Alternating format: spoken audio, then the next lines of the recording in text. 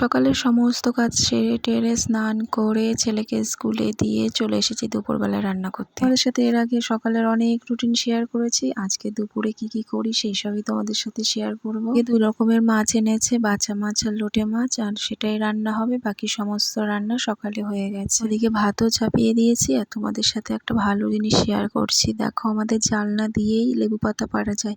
আজকে ভাবছি লোটে মাছটা লেবু পাতা দিয়েই করবো। আর কি সুন্দর একটা দেখো লেবু হয়েছে। এত বড় গাছে একটা মাত্র লেবু হয়েছে। গ্রামের দিকে ভীষণ সুবিধা। এইদিকে যখন যেটা ইচ্ছে হবে ফট করে মন করলেই পাওয়া যায়। আমি বাড়িতে জানো ধনেপাতা গাছও লাগিয়েছিলাম, কিন্তু এত বর্ষার জলে সেগুলো নষ্ট হয়ে গেছে। এইদিকে ঈশানের পাপা এসে যখনই দেখবে আমি রান্না করছি তখনই ও এসে খুঁটিনাটি না কিছু করবে। ও রান্না করতে ভীষণ ভালোবাসে। আমার বেশিরভাগ রান্না ওর কাছেই শেখা।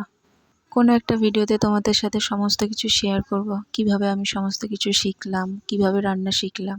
আজকে তবে আসি, সবাই ভালো থেকো, সুস্থ থেকো। তোমাদের সাথে আরও অনেক গল্প হবে আমার।